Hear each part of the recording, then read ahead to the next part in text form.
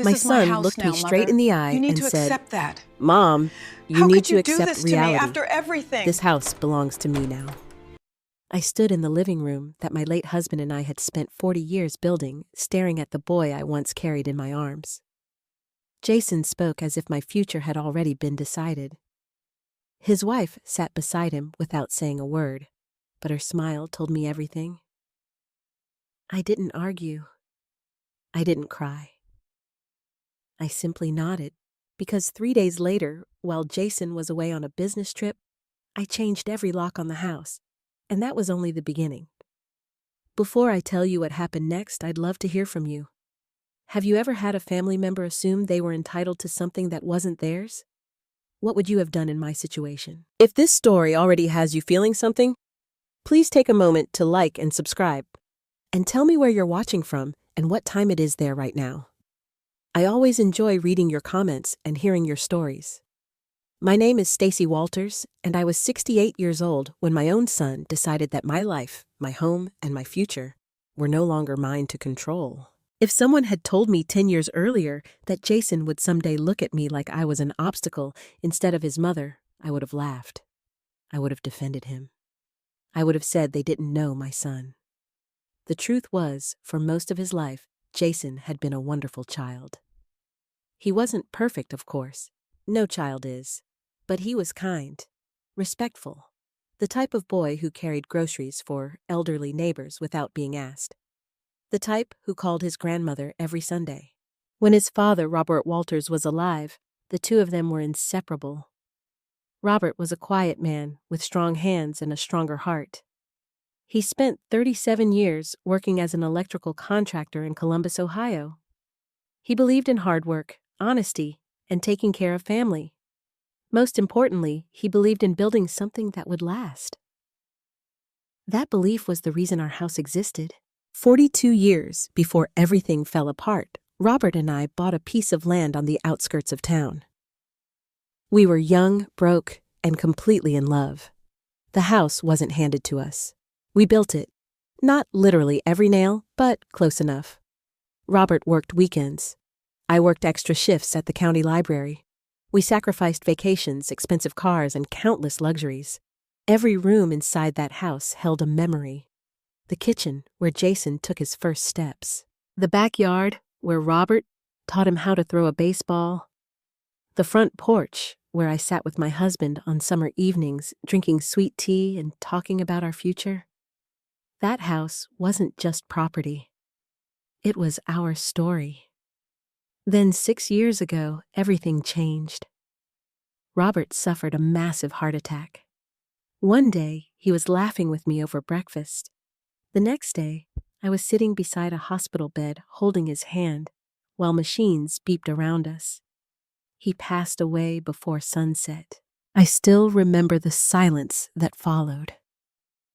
The kind of silence that changes a person forever. For months afterward, I wandered through the house feeling lost. Every room reminded me of him. Every chair, every photograph, every coffee mug. I thought I would never learn how to live alone. But somehow, I did. Slowly, painfully, one day at a time. During those difficult years, Jason was there for me. At least in the beginning. He visited regularly. He helped mow the lawn. He fixed things around the house. He called every few days to check on me. Sometimes I would look at him and think how proud Robert would have been. Then Jason met Brittany. At first, I liked her. She was confident and ambitious. She worked in marketing for a regional healthcare company and always seemed to know exactly what she wanted. I admired that. When Jason introduced her to me, he looked happier than I had seen him in years. Naturally, I welcomed her into the family. I wanted my son to be happy. The wedding was beautiful. Robert had been gone for 2 years by then, and seeing Jason standing at the altar without his father nearly broke my heart. But I smiled through my tears. Because that's what mothers do. We smile through pain when it means our children are happy. For the first year after they married, everything seemed normal. Jason still visited. Brittany was polite. Family dinners felt comfortable. Then little things started happening. Tiny changes. Changes so small that I ignored them. Jason stopped calling as often. When we did speak, he seemed distracted, rushed, impatient. Sometimes I would tell him a story and notice him looking at his phone instead of listening.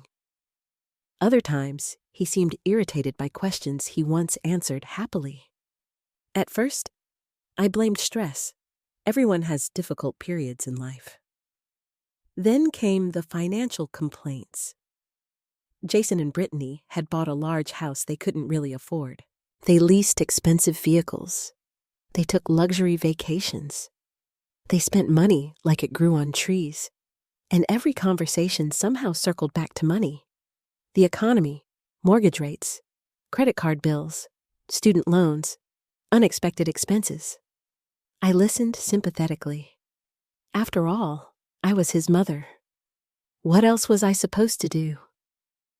Then one afternoon, Jason made a comment that stayed with me.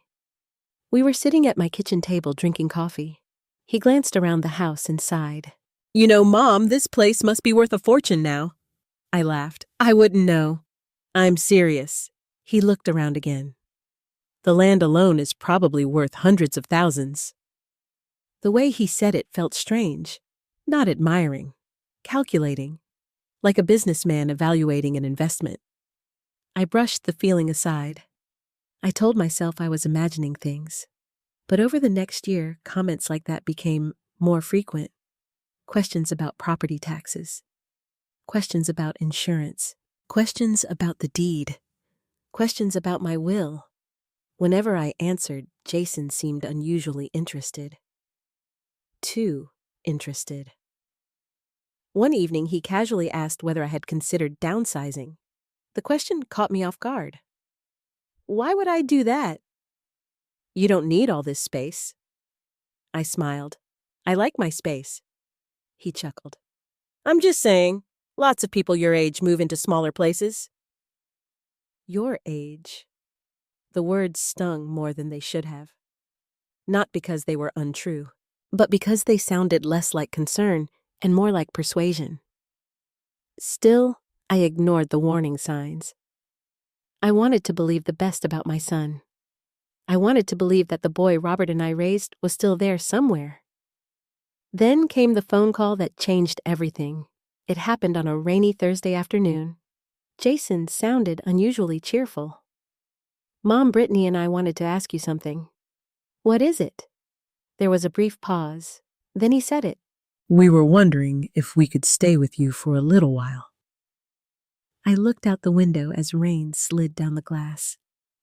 What happened? Nothing bad, he said quickly.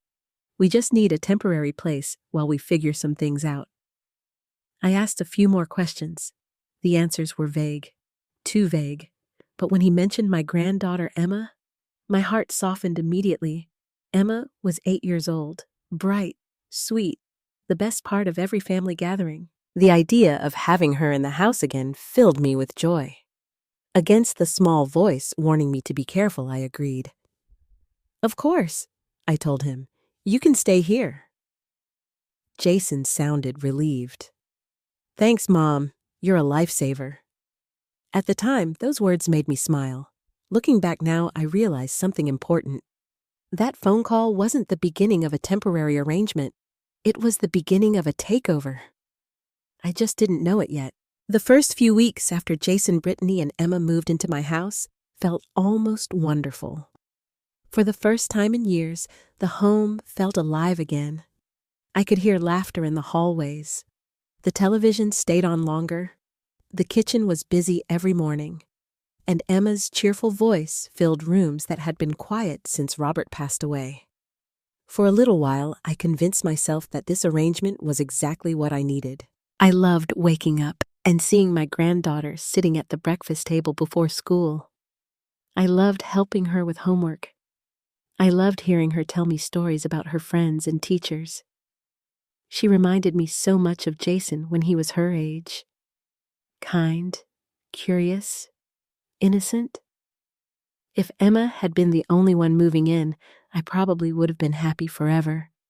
But Emma wasn't the problem. The problem was everything else.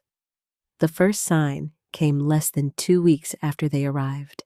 I walked into the living room one afternoon and immediately felt that something was wrong. At first, I couldn't figure out why. Then I noticed. The framed photograph of Robert and me from our 25th wedding anniversary was gone. For years, it had sat on the mantel above the fireplace. Now the space was empty. I searched the room until I finally found the picture leaning against a wall behind a bookshelf. Confused, I carried it back to the mantel. A few minutes later, Brittany walked in. "Oh," she said casually. "I moved that." I stared at her. "You moved it," she smiled. "Just temporarily." "Why?" She glanced around the room. I thought the space looked cleaner without so many old photographs. Old photographs. The words bothered me, but I forced a smile. "This one stays." "Of course," Brittany said. Yet something in her expression suggested she wasn't pleased. It was a small moment, a tiny thing, but it was the first time I felt like a guest inside my own home. The changes continued. A week later, several decorative items Robert had collected during our travels disappeared from the shelves.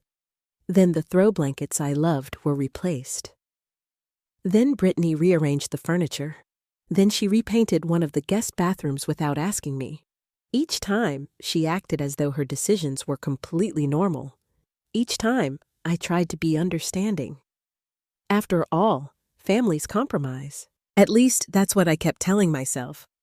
But deep down, an uncomfortable feeling was growing. One Saturday morning, I walked into the kitchen and found Brittany showing online furniture listings to a friend. "This would look amazing in our dining room," she said. "Our dining room. Not Stacy's dining room, not the dining room. Our dining room?" I stopped walking. The words hit me harder than they should have. Brittany noticed my expression. "Oh, you know what I mean." I nodded politely, but I wasn't sure I did. As the weeks passed, Jason began changing too. Not suddenly, gradually, like someone removing layers of a disguise. He started acting less like a son living with his mother and more like the owner of the property. He made decisions without consulting me. He hired a landscaping company to trim trees in the backyard. He replaced the garage shelving. He rearranged storage areas. Every time I questioned him, he gave the same response. "I'm just helping." Helping. The word became his favorite excuse. One evening, I returned from grocery shopping and discovered a large television mounted on my living room wall. I never asked for it. I never wanted it.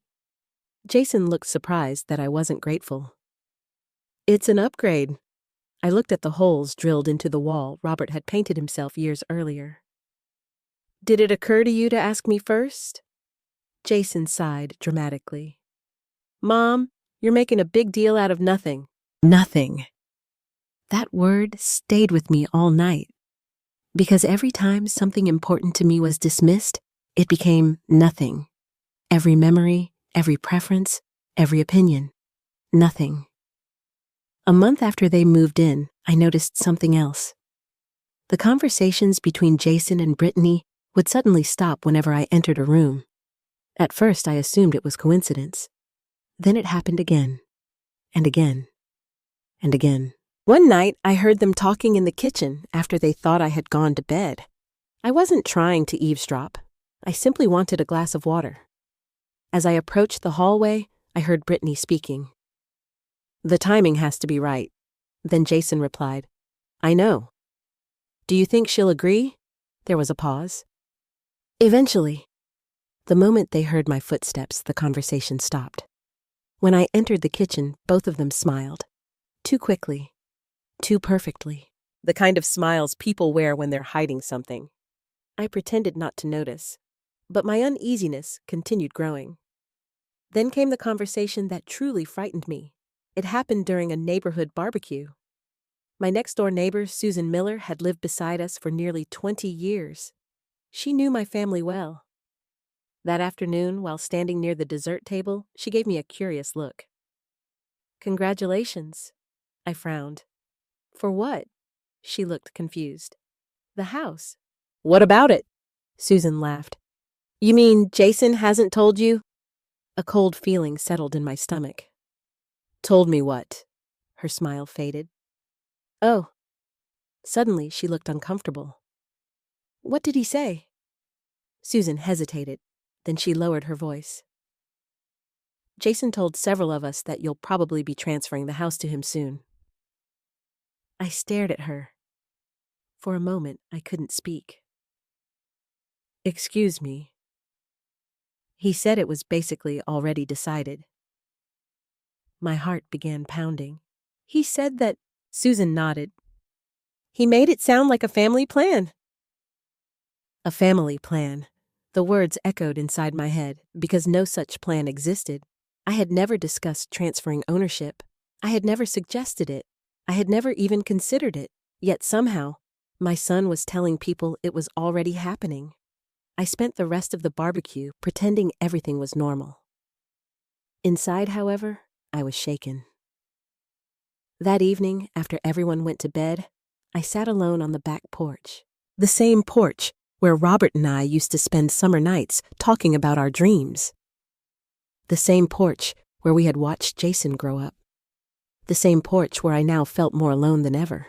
I replayed Susan's words again and again. Why would Jason tell people the house was becoming his? Why was Brittany acting like she already owned the place? Why were they having secret conversations? And why did every change inside my home seem designed to erase pieces of my life? For the first time, I allowed myself to consider a possibility I had been avoiding. Maybe I wasn't imagining things. Maybe this wasn't about helping me. Maybe it wasn't temporary. Maybe my son had plans for this house that he hadn't shared with me. As I sat there in the darkness staring across the backyard Robert had loved so much, a painful realization began to take shape. Something was happening behind my back, and sooner or later, I was going to find out exactly what it was. After my conversation with Susan, I couldn't stop thinking about what she had said. For weeks, I tried to convince myself that there had to be a reasonable explanation. Maybe Jason had exaggerated. Maybe Susan misunderstood. Maybe Brittany had planted the idea and Jason had gone along with it without thinking. A mother can invent endless excuses when she doesn't want to face the truth about her child. I certainly did. But the more closely I watched Jason, the harder those excuses became to believe. The first thing I noticed was how much control he had quietly gained over my daily life. I hadn't realized it before because the changes happened gradually, one small step at a time. The way people boil a frog without it noticing the temperature rising.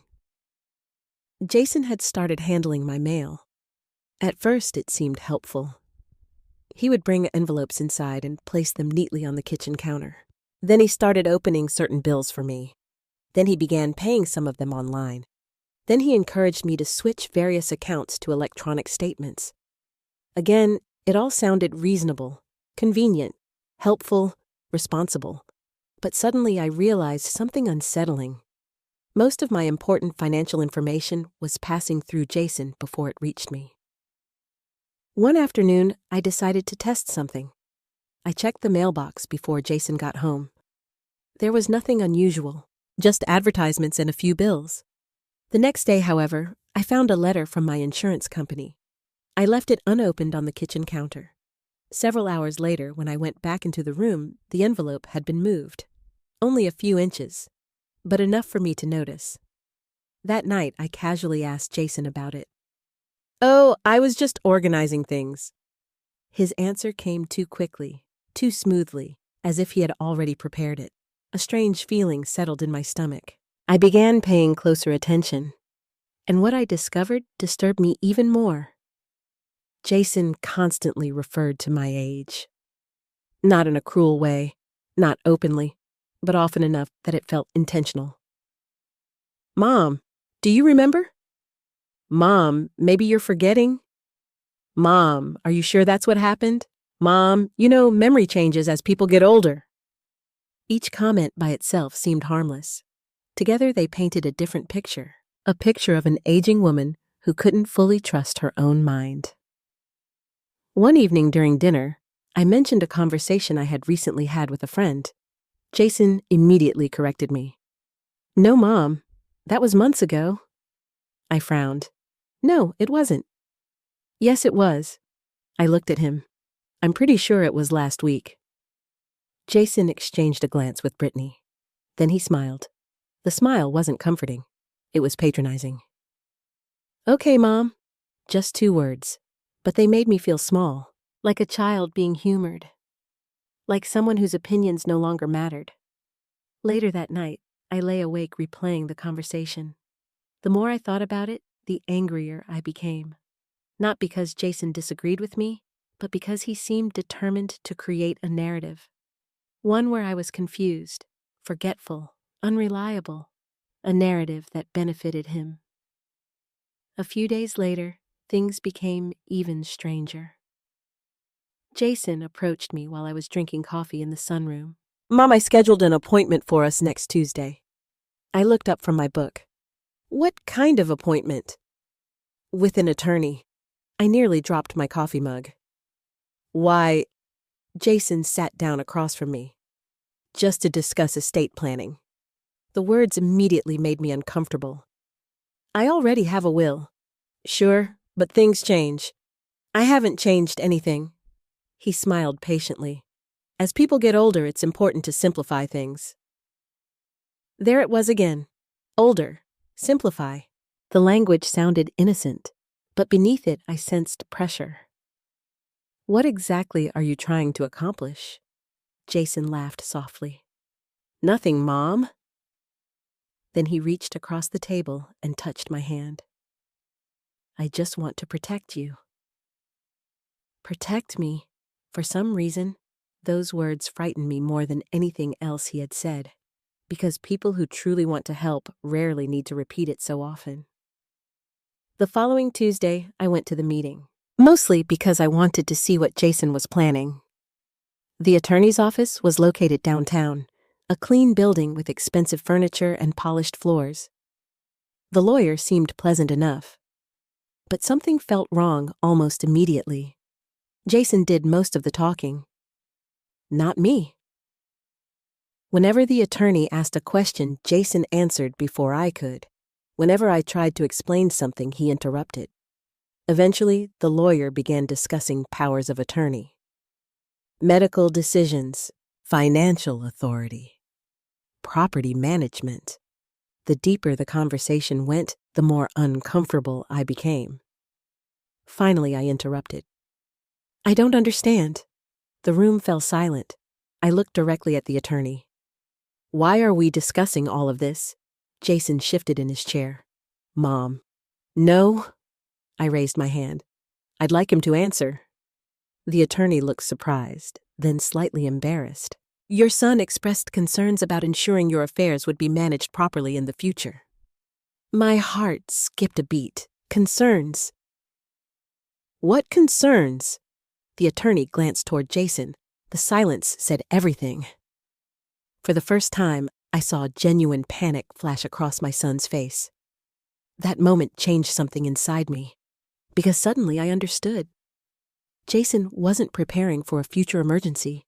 He was laying groundwork, creating a record, building a story where I needed supervision, a story where he needed control. I stood up. "I'm leaving." Jason followed me outside. "Mom, you're overreacting." I stopped in the parking lot. "No." My voice was calm, steady. "I'm finally reacting." For the rest of the drive home, I felt physically sick. Not because I had proof of wrongdoing. I didn't. Not yet. But I could feel pieces connecting. And I didn't like the picture they were creating. 3 days later, the final piece arrived. Completely by accident. A bank envelope had been delivered to my mailbox. This time, I retrieved it before Jason saw it. The letter wasn't addressed to him. It was addressed to me. Inside was a notice regarding an inquiry connected to my property. At first, I didn't understand what I was reading. Then, I saw the details. Someone had explored financing options involving my home's value. Not a completed loan. Not yet. But inquiries had been made, questions asked, information requested. My hands began shaking. I read the document 3 times, then 4, then 5. The name associated with the inquiry wasn't listed directly, but I didn't need it to be. Deep down, I already knew. I sat alone in my bedroom for nearly an hour staring at the letter. The walls around me suddenly felt different. The house felt different. Everything felt different. Because for the first time, I stopped asking whether something was happening behind my back, and I started asking how far it had already gone. That night, I hid the letter inside one of Robert's old toolboxes in the garage. I didn't tell anyone, not even Jason, especially not Jason. Instead, I watched. I listened, and I waited, because one thing had become painfully clear. My son was no longer simply crossing boundaries. He was working towards something involving my house, something he believed he could eventually take. And I was beginning to realize that if I didn't uncover the truth soon, I might lose far more than my trust in him.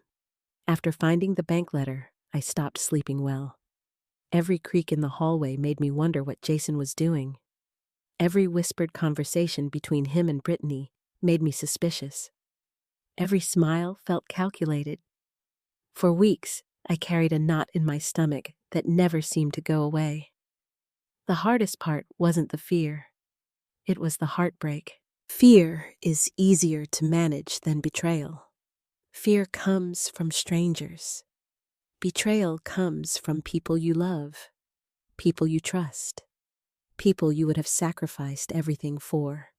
And I had sacrificed plenty for Jason over the years. As those thoughts swirled through my mind, Thanksgiving approached. Our family had always celebrated together. Even after Robert died, I worked hard to maintain traditions. The same recipes, the same table settings, the same stories, the same sense of family. Part of me hoped the holiday might somehow remind Jason who we used to be. I was wrong. Thanksgiving became the day I finally saw how far things had gone. The dining room was full that afternoon. My sister Karen had come. A few cousins were visiting. Several family friends joined us as well. The house was crowded and noisy. On the surface, everything looked normal. But beneath the smiles, tension lingered. I could feel it. At first, dinner went smoothly. People talked about work, sports, grandchildren, holiday plans. Then the conversation shifted toward housing prices. One of my cousins mentioned how expensive real estate had become. Without warning, Jason jumped into the discussion. Honestly, older people should sell while the market is high. The room grew quiet. Several people glanced toward me. I forced a smile. "What makes you say that?" Jason shrugged. "It just makes sense." I said nothing. He continued. A lot of seniors sit on valuable assets they don't really need." The knot in my stomach tightened. Karen shot me a concerned look, but Jason wasn't finished. "Sometimes people get emotionally attached to things that aren't practical anymore." The room felt colder. I knew exactly who he was talking about, and so did everyone else. I took a sip of water, trying to remain calm, trying not to create a scene. Then Brittany joined in, especially when maintaining a house becomes difficult. The implication hung in the air, heavy, uncomfortable. My cousin Mark cleared his throat. "Stacy seems to be doing just fine." Brittany laughed lightly. "Now sure." There it was, the assumption, the judgment, the quiet suggestion that my independence had an expiration date. I felt my face grow warm. Still, I remained silent. Then Jason delivered the comment that shattered whatever patience I had left. He leaned back in his chair and smiled. "Mom doesn't really understand modern finances anyway." A few nervous chuckles echoed around the table, not because people agreed, because they felt uncomfortable. I stared at my son. For a moment, I wasn't sure I had heard him correctly. "What did you say?" Jason waved his hand dismissively. "I didn't mean anything by it." "Then explain it." His smile faded slightly. "You know what I mean." "No." My voice remained calm. "Actually, I don't." The room had become completely silent. Jason sighed dramatically. "Mom, I'm just saying financial planning today is complicated." I looked directly into his eyes. "And you're saying I can't understand it?" He didn't answer, because he didn't need to. Everyone at that table understood exactly what he meant. The conversation moved on eventually. But something had changed. For the rest of the evening, I couldn't stop thinking about it. Not because I was embarrassed, because I was angry. Deeply angry. I had spent decades managing our household finances. I had helped Robert build a stable life from almost nothing. We paid off mortgages, raised a child, built savings, survived recessions, handled emergencies. And now the son who benefited from all of that was acting as if I were incapable of understanding money. The irony would have been funny if it weren't so painful. Later that night, after most guests had left, I walked into the kitchen. I expected to find it empty. Instead, I heard voices. Jason and Brittany were standing near the sink.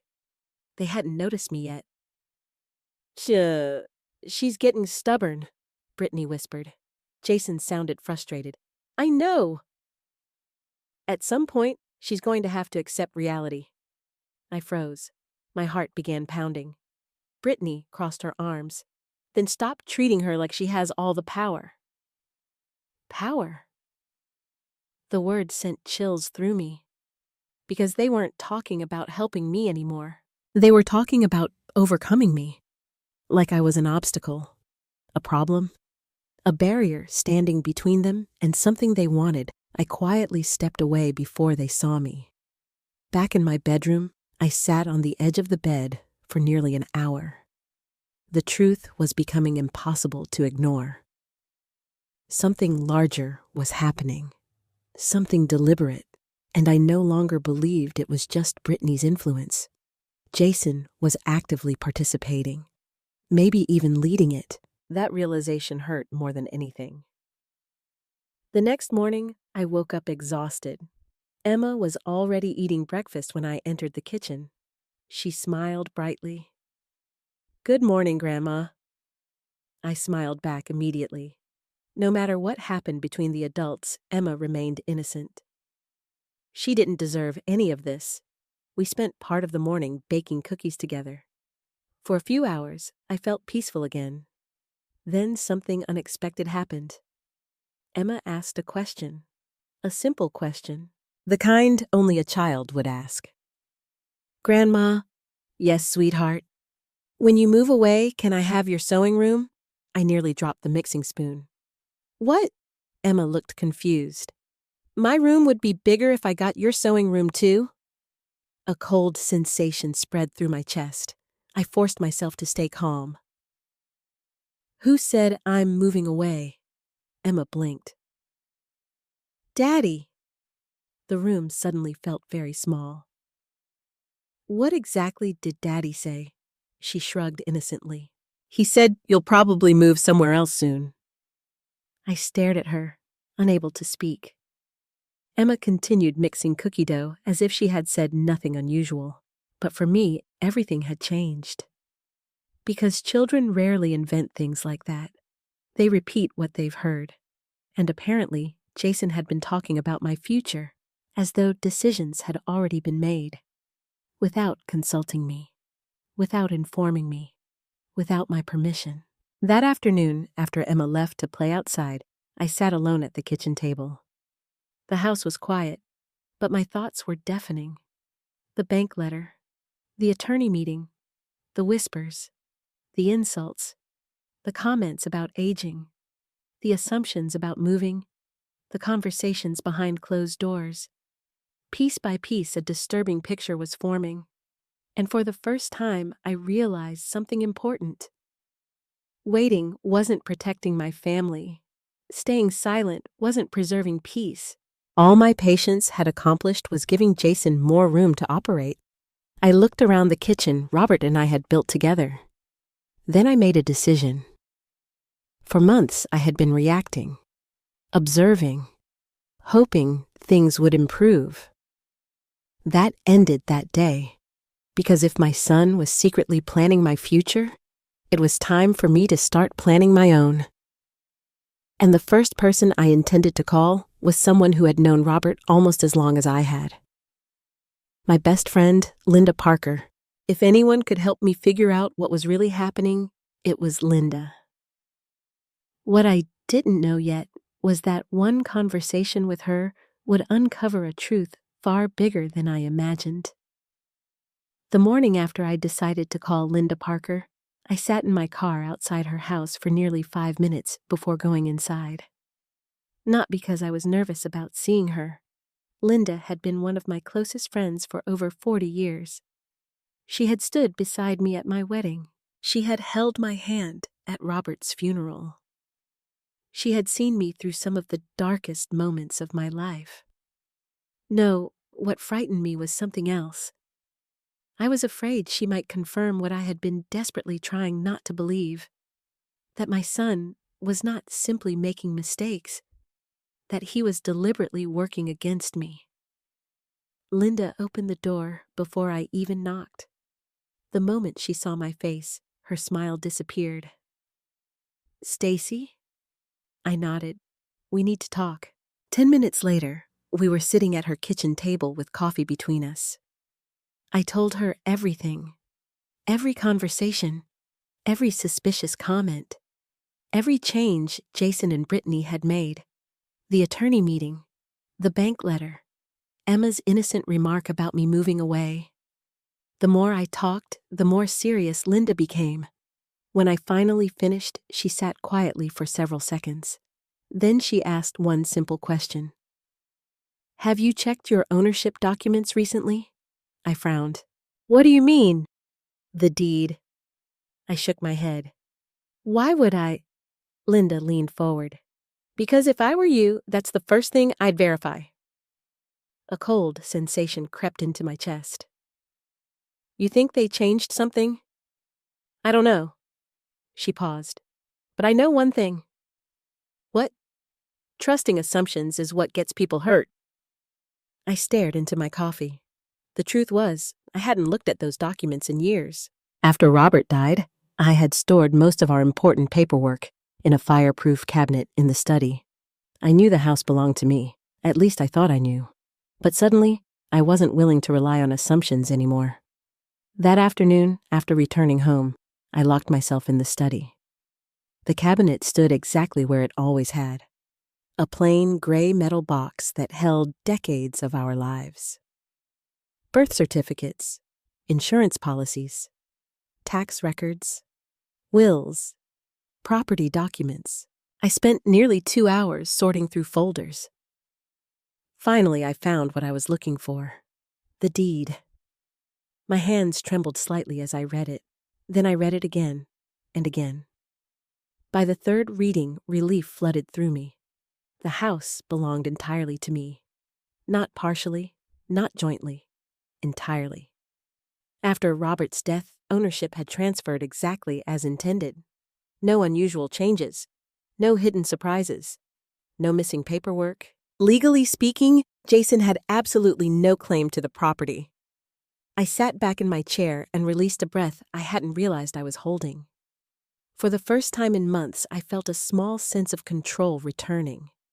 But the relief didn't last long, because as I continued reviewing the documents, I discovered something unexpected. Something Robert had never fully explained. Attached to several estate planning documents was a supplemental letter from the attorney we had used years earlier, a letter addressed specifically to me. I frowned. I didn't remember reading it before. Perhaps I had forgotten during the chaos after Robert's death. Slowly, I unfolded the pages. The letter explained several legal protections Robert had requested when updating our estate plan. At first, most of it seemed routine. Then I reached one particular section, and my heart nearly stopped. Robert had specifically instructed our attorney to include protections against coercion regarding the house. I read the paragraph twice, then a third time. The language was clear. If anyone attempted to pressure, manipulate, or improperly influence me into transferring ownership, additional safeguards would automatically activate. Any significant property transfer would require independent legal verification that I was acting voluntarily and competently. The more I read, the more emotional I became. Tears filled my eyes, because suddenly I understood. Robert had anticipated something, not Jason specifically, but human nature, greed, pressure, the vulnerability that often comes with aging. Even after his death, he was still trying to protect me. I sat there holding those papers for a long time, missing him, wishing desperately that he were still here. If Robert had been alive, none of this would be happening. Jason would never have dared. The realization hurt, but it also strengthened me, because for the first time I knew something Jason probably didn't. Even if he somehow convinced me to sign something under pressure, the legal barriers Robert established could stop the process. That knowledge changed everything. The next day, I called the attorney whose name appeared on the documents. Unfortunately, he had retired several years earlier. However, his former partner still worked at the firm. His name was Michael Reynolds. I scheduled an appointment immediately. Unlike the meeting Jason had arranged, this one belonged entirely to me. No interruptions, no manipulation, no one speaking on my behalf. Just me and my attorney. When I arrived at Michael's office, he welcomed me warmly. Within minutes, I found myself telling the story all over again. Michael listened carefully. Unlike the previous lawyer, he never looked at anyone else while I spoke. His attention remained completely focused on me. When I finished, he folded his hands. "Mrs. Walters, I want to be very clear." I nodded. "The house belongs to you." Hearing those words from a legal professional felt strangely comforting. Michael continued, "Your son has no ownership rights." "What about future inheritance?" "That's entirely different." He opened a folder. "An expected inheritance gives someone no ownership today." I felt another wave of relief. Then Michael said something that caught my attention. "Have you signed anything recently?" I thought carefully. "No." "Good." His expression remained serious. "Keep it that way." A chill ran through me. "You think he's trying to get me to sign something?" Michael chose his words carefully. "I don't know his intentions." Then he paused. "But based on what you've described, I strongly recommend caution." For the next hour, we reviewed every relevant document, every protection, every option available to me. When the meeting ended, Michael handed me copies of everything. Then he gave me one final piece of advice. Don't underestimate how far people will go when they believe money is involved. The drive home felt different. Not because my problems were solved. They weren't. Jason was still living in my house. He was still hiding things, still maneuvering, still acting like the future belonged to him. But now I possessed something I hadn't had before. Knowledge. And knowledge is powerful, especially when someone else assumes you're ignorant. That evening, I watched Jason laughing with Brittany in the living room. Neither of them knew where I had been. Neither of them knew what I had learned. Neither of them knew that Robert had built legal protections around me years ago. For the first time in months, I kept a secret of my own. And as I sat quietly in my chair, observing the two people who seemed increasingly convinced they would someday own my home, one thought kept repeating itself. Jason believed he was playing a game I didn't understand. What he didn't realize was that I had finally started playing too. After meeting with Michael Reynolds, I stopped looking at Jason and Brittany the same way. For months, I had viewed them through the eyes of a mother and a mother-in-law. I saw family. I saw people I loved. I saw people I wanted to trust. Now I was forced to see something else, patterns, motives, behavior, and once I started paying attention, the changes became impossible to ignore. The most unsettling part wasn't what they said. It was what they assumed they could get away with. A week after my meeting with Michael, I woke up one morning and discovered the Wi-Fi password no longer worked. At first, I thought there had been a technical problem. I tried reconnecting several times. Nothing. When Jason came downstairs, I casually mentioned it. "Oh," he said while pouring coffee. "I changed it." I stared at him. "You changed it?" "Yeah." "Why?" He shrugged. "We needed something more secure." I waited. Surely he would offer me the new password. Instead, he continued making breakfast. Finally, I asked, "What's the new password?" Jason looked surprised, as though the question hadn't occurred to him. Then he recited it. But something about the exchange bothered me, not because of the internet, because of what it represented. He had made a decision affecting my home without even considering whether I should be informed. To him, I wasn't the owner. I was an afterthought. That realization lingered in my mind all day. Then more incidents followed. The utility company called regarding a billing question. When I spoke with the representative, she asked whether Jason Walters should remain the primary contact on the account. I nearly dropped the phone. "What do you mean, primary contact?"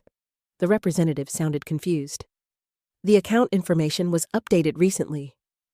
A chill ran through me. I immediately requested copies of every recent change. Thankfully, ownership remained under my name. But Jason had quietly inserted himself into multiple communication channels. The pattern was becoming obvious. Little by little, he was positioning himself between me and my own affairs, creating dependence, creating control, creating access. That evening, I said nothing. Instead, I watched. And the more I watched, the more confident Jason seemed, almost arrogant, like someone who believed victory was inevitable. A few days later, another disturbing incident occurred. I returned home from lunch with Linda and found two unfamiliar men walking through my backyard. For a moment, I thought they were trespassing. Then Jason stepped outside. "There you are." I pointed toward the strangers. "Who are they?" "They're contractors." My stomach tightened. "For what?" Jason smiled casually. "Just exploring options." "What options?" He gestured toward the property. "Potential renovations." I couldn't believe what I was hearing. "Renovations?" "Yeah." I crossed my arms. "On whose authority?" The smile disappeared briefly, only briefly. Then it returned. "I'm just gathering information." I looked at the contractors, then back at Jason. "You invited people onto my property without asking me?" His jaw tightened. "Mom, why are you making everything into a problem?" The question stunned me, because it perfectly summarized his entire strategy. Whenever I objected, I became the problem. Never the behavior, never the disrespect, never the manipulation. Only my reaction. The contractors left shortly afterward, but the encounter stayed with me. That night I couldn't sleep. Around midnight I got up for a glass of water. As I walked past the family room, I heard voices. Jason and Brittany were talking. The television was off. The room was dark except for a small lamp. I wasn't trying to eavesdrop, but then I heard my name, and I stopped. "She's becoming suspicious," Brittany said. Jason sighed. "I know. We're running out of time." My heart began pounding. Time for what? Jason lowered his voice, but I could still hear him. "Just be patient." Brittany sounded frustrated. "Patient, Jason. We've been waiting for months." Months. The word echoed inside my head. Months. This wasn't some recent idea. Whatever they were planning had been in motion for a long time. Then Brittany said something that made my blood run cold. "What if she changes her mind completely?" Jason laughed softly. "About what?" "The facility." I froze. The facility. Every muscle in my body tensed. For several seconds, neither of them spoke. Then Jason answered. "She'll go eventually." I gripped the hallway wall. Go where I already knew. An assisted living facility. They were discussing my future as though it had already been decided. Not asking. Not considering. Deciding. I quietly returned to my room before they noticed me. The rest of the night I stared at the ceiling, the facility. The phrase repeated endlessly in my mind. By morning, I had reached a painful conclusion. Jason didn't merely want the house. He wanted me out of it, physically, permanently. The realization broke something inside me. Not because I feared assisted living. Many wonderful people live in those communities. What hurt was the assumption, the entitlement, the belief that my life could be rearranged without my consent. That afternoon brought another confirmation. Completely by accident. Emma and I were working on a school project at the kitchen table. She was coloring while I helped her with a report about Ohio history. At one point, she looked up and smiled. "I'm excited." "For what, sweetheart?" She continued coloring. "For when Daddy fixes my room." I frowned. "What do you mean?" "The bigger room." My pulse quickened. "What bigger room?" She pointed toward the hallway. "Yours." For a moment, I couldn't breathe. Emma noticed my expression. "Daddy said, when you move, I can have your room." Children don't understand secrets. They don't understand manipulation. They simply repeat what they've heard. And in that moment, Emma unknowingly revealed more truth than Jason ever had. I hugged her tightly. A little too tightly. "Grandma," I forced a smile. "I love you, sweetheart." That evening, I sat alone on the back porch. The same place where Robert and I had spent countless evenings together. The sun was setting. The sky glowed orange and gold. Normally, I found peace there. Not that night. That night, I felt grief. Real grief. Because for the first time, I accepted something I had been resisting for months. My son wasn't confused. He wasn't being influenced. He wasn't making innocent mistakes. He was actively planning a future that benefited him. A future that required removing me from my own home. And worst of all, he believed he was entitled to do it. I looked across the backyard and thought about Robert. About the sacrifices we had made. About every hour of overtime, every mortgage payment, every dream invested into that house. Then I remembered Michael's words. Don't underestimate how far people will go when money is involved. For months, I had hoped Jason would come to his senses. I had hoped love would be enough. But sitting there in the fading sunlight, I finally understood something. Hope was not a strategy. And if I wanted to protect myself, I needed more than hope. I needed a plan. Because sooner or later, Jason was going to make his move. And when he did, I intended to be ready. The morning after I realized Jason and Brittany were planning a future that didn't include my consent, I made a decision. I stopped acting like a target, and I started acting like an observer. For months, Jason had assumed I was unaware, confused, passive, predictable. I decided not to correct that assumption. In fact, I decided to encourage it. If Jason believed I was weak, he would become careless, and careless people make mistakes. So I began playing a role. The role of an aging mother who didn't notice what was happening around her. It wasn't easy.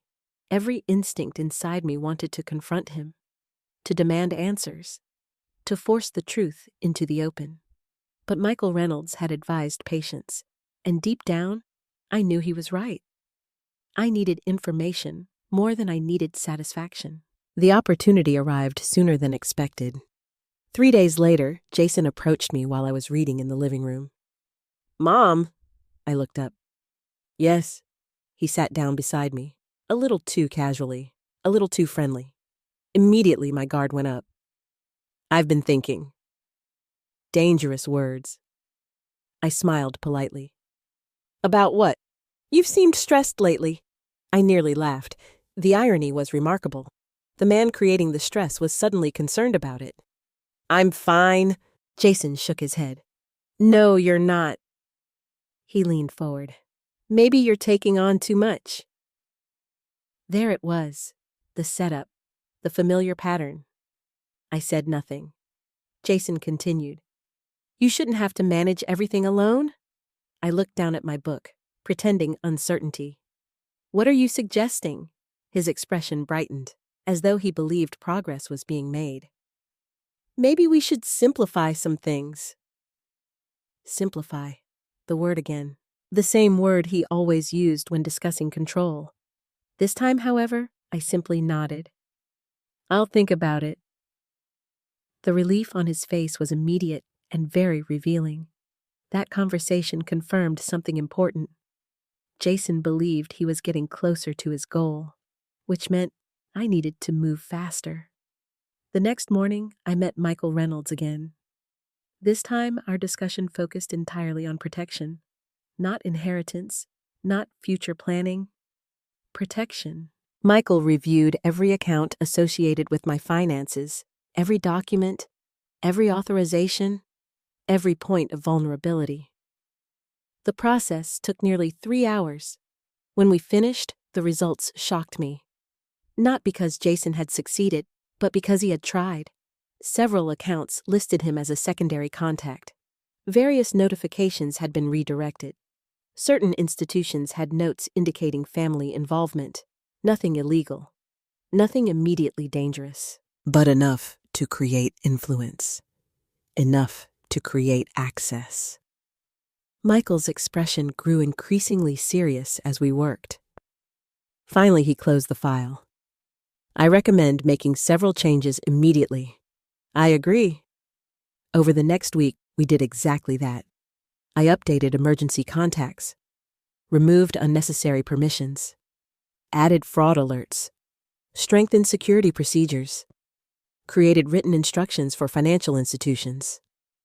Most importantly, I updated my estate documents, not because I wanted to punish Jason, because I wanted clarity. No ambiguity, no assumptions, no opportunities for manipulation. The more organized my affairs became, the stronger I felt. For months, fear had controlled me. Now, preparation was replacing fear. That shift changed everything. Meanwhile, at home, I continued my performance. Whenever Jason brought up future planning, I acted uncertain. Whenever Brittany made passive-aggressive comments, I ignored them. Whenever they discussed options, I smiled politely. The strategy worked. They relaxed.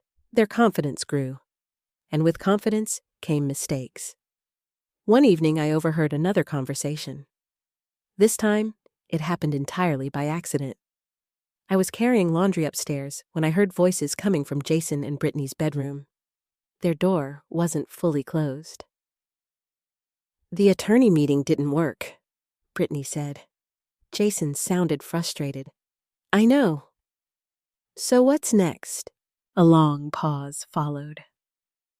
Then Jason replied, "We just need her to trust us."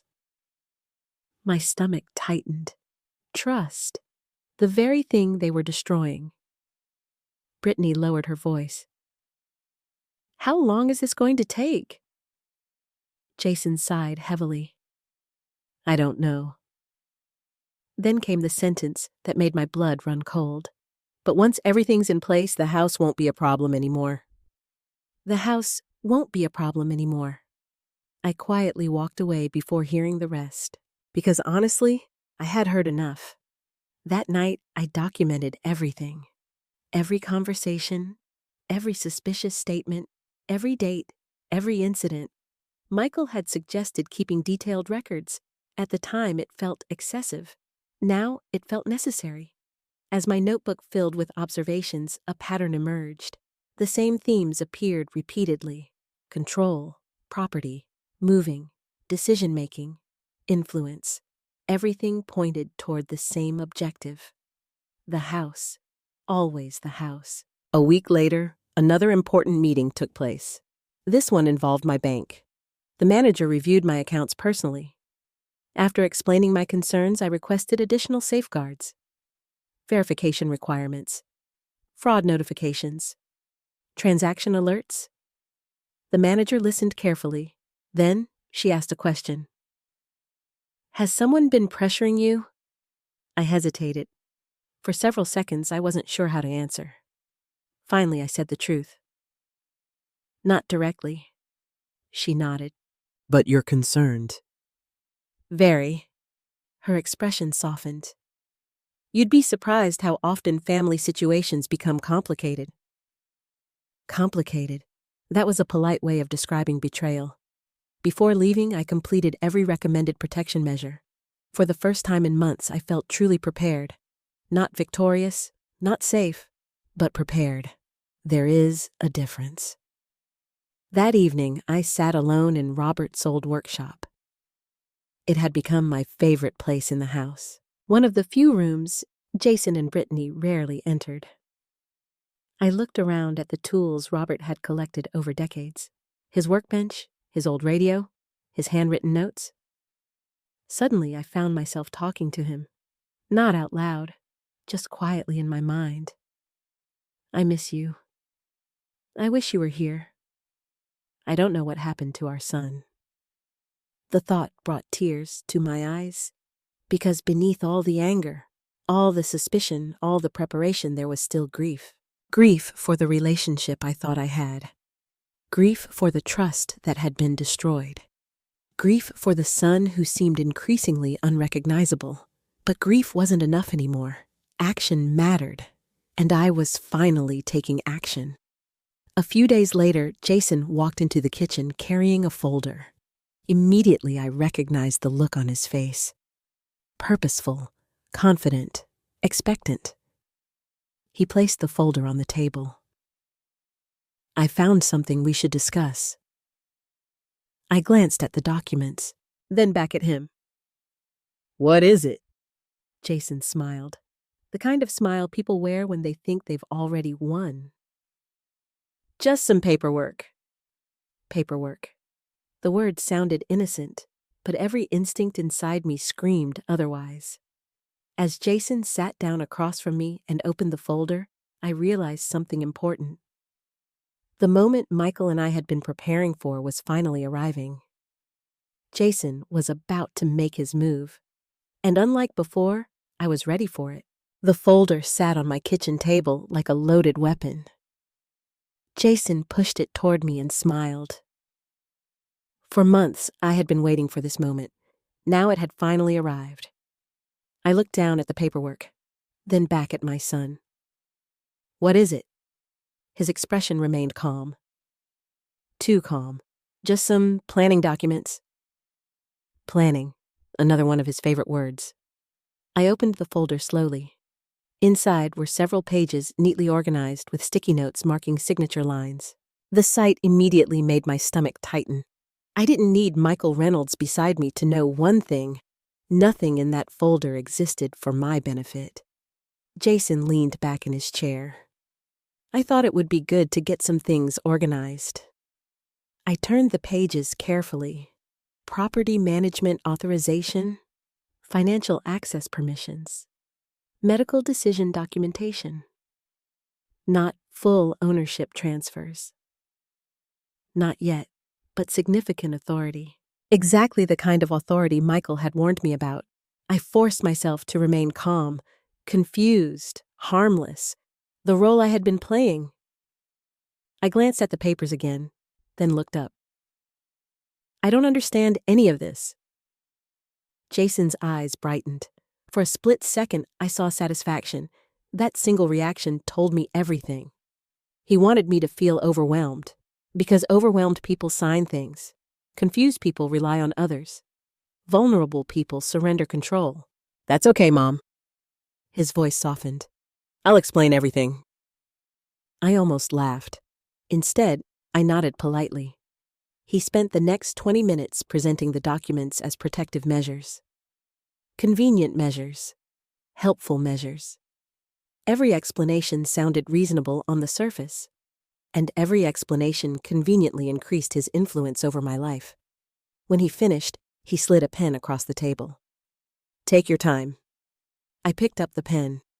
Jason's breathing actually changed. He thought it was happening. He thought months of manipulation were finally paying off. Then I placed the pen down. I'd like Michael Reynolds to review these first. The silence that followed was glorious. Jason's face froze. Only for a second, but I saw it. The panic, the disappointment, the anger. What attorney? My attorney. His jaw tightened. Mom, that isn't necessary. I smiled. It is for me. The conversation ended shortly afterward. Jason remained polite, but the frustration radiating from him was impossible to miss. That night, I sent copies of every document to Michael. His response arrived the next morning. 3 words: do not sign. The attached explanation was even more revealing. Several provisions would have granted Jason broad authority over aspects of my finances and property management. Nothing illegal, nothing immediately catastrophic, but enough to create leverage, enough to begin shifting control, enough to open doors. Michael's final recommendation was simple. Remain patient, remain careful, remain prepared. I intended to do exactly that. Then fate handed me an opportunity. A week later, Jason announced he would be traveling to Chicago. Apparently, his company had scheduled a 3-day conference. The moment he mentioned it, something inside me became alert. Not because of the trip itself, because of the timing, the failed paperwork, the growing tension, the increasing pressure. It felt like something was approaching. That suspicion only intensified the night before he left. The entire family was eating dinner together. Emma was talking excitedly about school. Brittany was scrolling through her phone. Jason barely touched his food. He seemed distracted, agitated. Finally, he looked directly at me. Mom! I set down my fork. Yes. He hesitated. Then he said it. The sentence that would change everything. At some point, you're going to have to accept reality. The room became quiet. I looked at him carefully. What reality? Jason leaned back. His expression hardened. The house. I felt Emma glance nervously between us. Brittany looked down at her plate. Jason continued. It belongs to me now. The words landed like a physical blow. For a moment, nobody spoke. Even after everything that had happened, hearing him say it out loud shocked me. Not because I didn't know what he believed.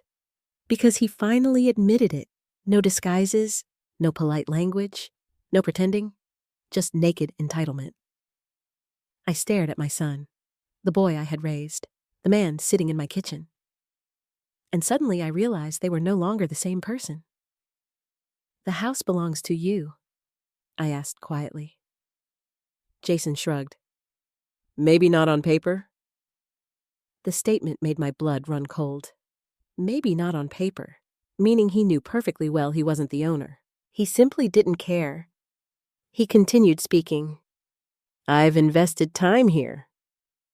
I almost laughed. Time. As though 6 months outweighed 40 years?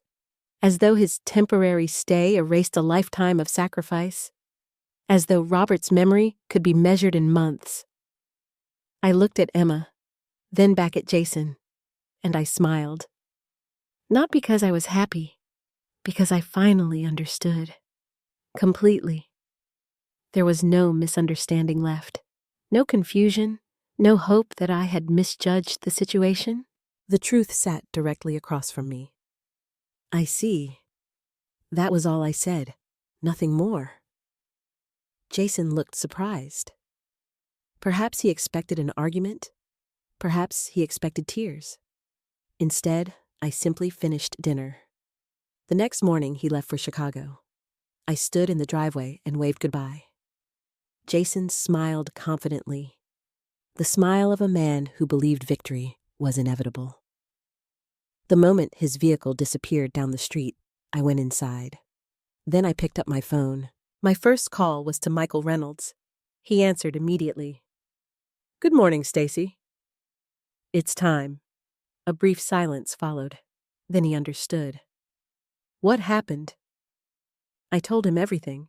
The paperwork, the conversation, the declaration at dinner. When I finished, Michael spoke carefully. You have every right to protect your property. I know. Are you certain? I looked around the kitchen. Around the house Robert and I built. Around the life someone else was trying to take. For the first time in months, my answer came easily. Yes. After hanging up, I made my second call. The locksmith. We scheduled an appointment for that afternoon. Then came the third call. The local police department. Not an emergency, simply a precaution. I wanted documentation, clarity, preparation, no surprises. By lunchtime, my plan was already moving forward. As I waited for the locksmith to arrive, I walked slowly through every room of the house. My house. The words felt powerful, liberating. The living room, the dining room, the workshop, the bedroom Robert and I had shared. For months, those rooms had felt occupied, invaded, threatened. Now something was changing. For the first time since Jason moved in, I felt ownership returning. Not legally. That had never changed. Emotionally, spiritually, personally. The locksmith arrived shortly after 2 o'clock. A friendly man named Greg. As he unloaded his equipment, he asked a simple question. You want every lock replaced. I looked toward the front door, then toward the driveway where Jason's car usually sat, and finally toward the family photographs hanging on the wall. Every single one. Greg nodded. All right. As he walked toward the front entrance carrying his tools, I felt something I hadn't experienced in a very long time. Peace. Because after months of manipulation, fear, and uncertainty, I was finally taking back control. And Jason had absolutely no idea what was waiting for him when he came home. The sound of the old locks being removed felt strangely emotional. I stood in the entryway while Greg the locksmith worked methodically on the front door. Metal clicked, tools turned, screws dropped into a tray. Simple sounds. Yet each one felt like a chapter of my life closing. For months, I had lived in fear inside my own home. Fear of what Jason might do next. Fear of what document might appear. Fear of what conversation was happening behind closed doors. Fear of waking up one day and discovering that decisions about my future had already been made without me. Now for the first time, that fear was beginning to loosen its grip. Greg finished the front door and moved to the side entrance, then the garage, then the back patio, every lock. Exactly as requested. By late afternoon, the entire house was secured. Only I possessed the keys. I stood in the foyer holding the new keyring. The weight felt insignificant. The meaning felt enormous.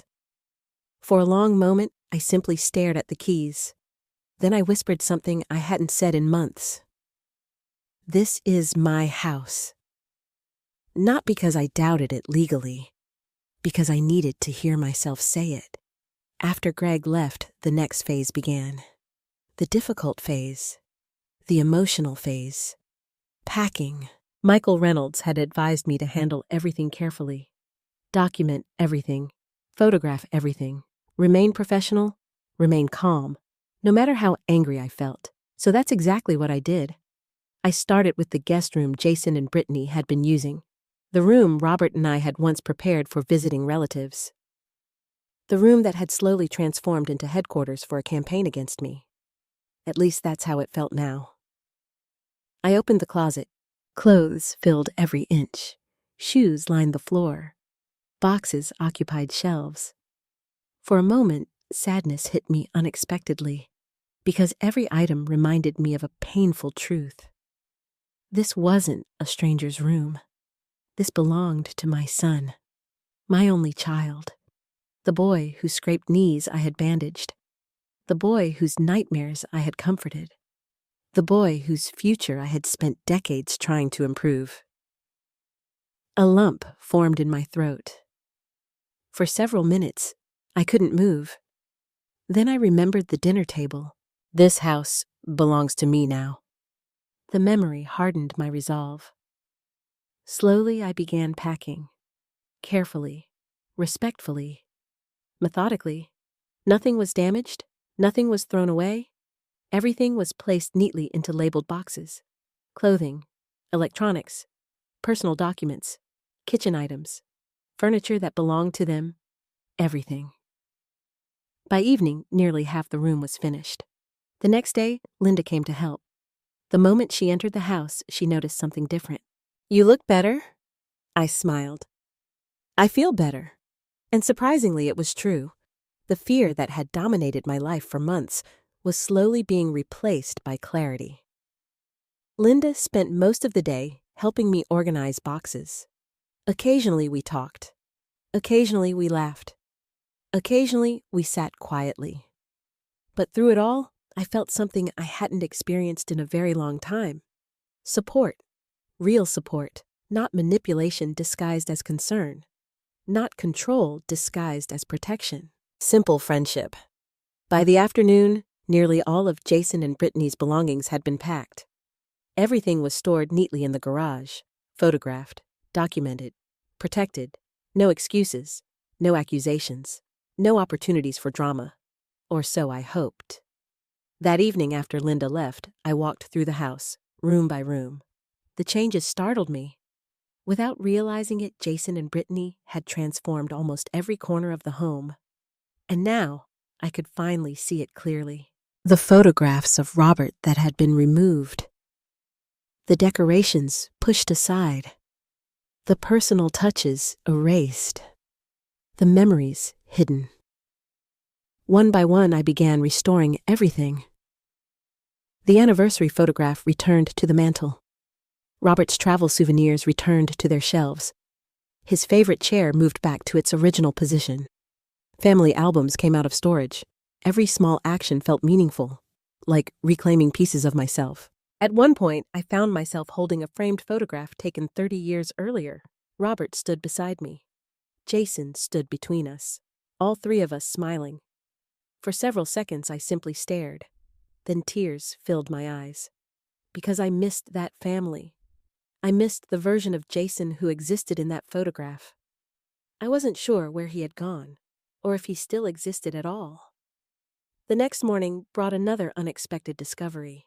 While cleaning out a cabinet in the guest room, I found a folder. At first, I assumed it contained ordinary paperwork. Then I opened it. My pulse immediately accelerated. Inside were printed real estate listings, market analyses, property estimates, home valuation reports, all focused on my neighborhood, my property, my house. The deeper I looked, the worse it became. There were handwritten notes, projected sale figures, estimated profits, potential renovation costs. And then I found something that made me sit down, a draft sales agreement. Not completed, not signed, but prepared. My hands shook as I read through it. The address was correct. The property description was correct. Everything was prepared except the one thing that actually mattered. My signature. For a long moment, I couldn't breathe, because suddenly every piece of the puzzle connected. The conversations, the pressure, the attorney meeting, the property surveys, the manipulation, the comments about moving. It wasn't imagination. It wasn't misunderstanding. It wasn't concern. They had been planning, actively planning. The realization hurt far more than I expected, not because of the document itself, because of what it represented. Intent, preparation, strategy, a deliberate effort to take something that wasn't theirs. I immediately photographed every page. Then I called Michael Reynolds. His reaction was immediate. "Keep everything." "I already am." "Don't confront anyone." "I won't." His voice grew serious. "That folder could become very important." After ending the call, I sat alone at the kitchen table. The same table where Jason had eaten breakfast as a child. The same table where Robert and I had celebrated birthdays and anniversaries. The same table where my son had eventually tried to convince me to surrender control of my life. The irony wasn't lost on me. Outside, the sun was beginning to set. Jason would be returning from Chicago the following day. Less than 24 hours remained. Part of me felt nervous. Another part felt strangely calm, because for the first time since this nightmare began, I possessed certainty. Not assumptions, not suspicions, certainty. I knew what they wanted. I knew what they had been planning. And most importantly, I knew I was no longer powerless. That night, I walked through the house one final time before bed. Everything looked different. The photographs were back. The memories were visible again. The rooms felt familiar. Like home. My home. As I locked the front door and checked the new security system, one thought kept repeating itself. Tomorrow, Jason would come home expecting everything to be exactly as he left it. Tomorrow, he would discover that everything had changed. And for the first time in months, I wasn't afraid of that moment. I was ready for it. I barely slept the night before Jason returned. Not because I was afraid, because I knew a confrontation was unavoidable. For months, tension had been building beneath the surface. Every lie, every manipulation, every assumption, every attempt to take control, all of it was leading to one inevitable moment. And that moment was finally here. The next afternoon, I was sitting in the living room when I heard a vehicle pull into the driveway. I looked through the front window. Jason's SUV, right on schedule. For a brief second, my heart raced. Then I reminded myself of something important. I had done nothing wrong. This was my house, my property, my decision. Outside, Jason stepped out of the vehicle carrying a travel bag. He looked tired, annoyed, like someone eager to get home. The irony almost made me smile. He walked toward the front door, inserted his key, and froze. The lock wouldn't turn. He tried again, then a fourth time. Confusion quickly became frustration. I watched quietly from inside. Finally, he stepped back and stared at the door. Then he pulled out his phone. A few seconds later, mine began ringing. I answered immediately. "Hello? Mom." His voice was sharp. "My key isn't working." "I know." Silence, a long silence. Then, "What do you mean you know?" "I changed the locks." Several seconds passed, the kind of silence that exists only when someone is trying to process the impossible. Then Jason exploded. "You what?" His voice echoed through the phone and the front yard simultaneously. I remained calm. "I changed the locks." "Why would you do that?" I stood and walked toward the door, not opening it, just standing behind it. "Because it's my house." Another silence, this one shorter, more dangerous. Then came the pounding. Jason began hitting the door with his fist. "Open the door." "No. Mom. No." The pounding grew louder. For a moment, I wondered whether the neighbors could hear everything. Then I stopped caring. For months, I had worried about appearances. Not anymore. Jason's voice dropped into something colder, something angrier. "You can't lock me out." "Actually, I can. This is my home." I almost laughed. The statement was absurd. Yet hearing him say it revealed exactly how deeply he believed his own entitlement. "No," I said quietly. "It isn't." For several seconds, neither of us spoke. Then I heard another vehicle approaching. Brittany. Apparently, Jason had already called her. She climbed out of her car looking furious. Within moments, both of them were standing on my front porch, demanding explanations, demanding access, demanding control, the same things they had been demanding for months. The only difference was that this time, I wasn't giving them anything. Jason stepped close to the door. Mom, this is insane. No. I looked through the glass panel. This is overdue. His face reddened. You packed our things? Yes. You put them in the garage? Yes. Without asking. The question almost made me laugh. The irony was unbelievable. After months of making decisions about my life without asking me, he suddenly cared about permission. I shook my head. Don't do that. What? Don't pretend this is about respect. For the first time, Jason looked genuinely stunned. Because for months I had remained passive, quiet, polite. Now, he was finally seeing something different. The woman he had underestimated. Brittany stepped forward. This is ridiculous. I turned my attention toward her. No. My voice remained calm. What was ridiculous was discussing assisted living behind my back. Her face immediately changed, only for a second. But I saw it. Panic. Jason saw it too. What are you talking about? He demanded. I ignored the question. What was ridiculous was planning renovations on property that doesn't belong to you. Neither of them spoke. What was ridiculous was preparing paperwork designed to take control of my finances. The silence became heavier, because now they understood something important. I knew, not everything, but enough. Jason recovered first. You don't understand. There it was, the phrase, the excuse, the justification, the same line he had used for months. I felt strangely calm. I understand perfectly. His expression hardened. No, you don't.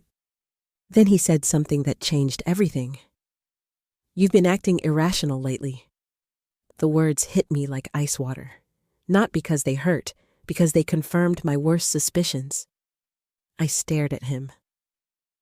You really want to do this? Jason crossed his arms. You've been making strange decisions. I nodded slowly. Go on.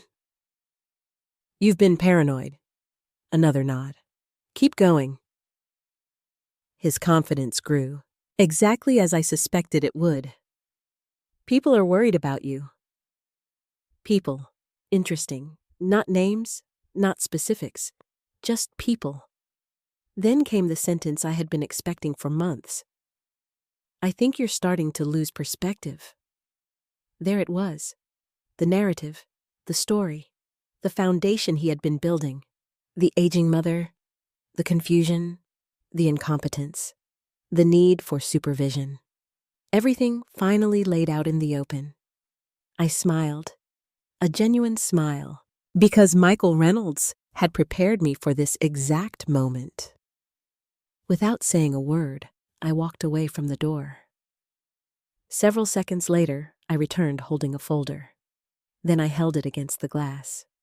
Medical evaluations, cognitive assessments, independent examinations. Every document proving exactly what Michael had advised me to obtain. Recent, professional, unquestionable. Jason stared at them, his face drained of color. You had yourself evaluated. Yes. The silence was deafening. I continued. Every doctor agreed on one thing. Neither Jason nor Brittany spoke. I looked directly at my son. I'm perfectly competent. For the first time since this confrontation began, Jason looked genuinely afraid. Not angry, afraid, because the story he had been constructing was collapsing. And he knew it. A few minutes later, another vehicle arrived. The local police officer I had contacted earlier in the week. Not because I expected violence, because I expected drama. The officer approached calmly. Professional, neutral, exactly what I wanted. Jason immediately started talking, rapidly, emotionally, trying to explain, trying to persuade, trying to control the narrative. The officer listened patiently, then turned to me. Mrs. Walters, are you the sole owner of the property? Yes. I handed him the documentation. He reviewed it carefully, then nodded. The conversation that followed lasted nearly 20 minutes. When it ended, the conclusion was simple. The house belonged to me. Legally, completely, unequivocally. Jason had no ownership rights, no automatic access rights, no authority, nothing. The officer finally turned toward my son. "Sir, I recommend you make arrangements for your belongings." Jason looked stunned, as though he genuinely expected a different outcome, as though reality itself had betrayed him. But reality hadn't changed. Only his assumptions had. As the officer returned to his vehicle, Jason stood silently in the driveway, looking at the house, looking at the garage, looking at me.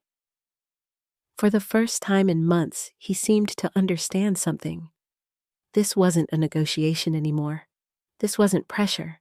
This wasn't manipulation. This was a boundary. And for once, the boundary wasn't moving. After the police officer left, the driveway became eerily quiet. Jason stood motionless near his SUV. Brittany stood beside him with her arms crossed. For the first time since this nightmare began, neither of them seemed to know what to say.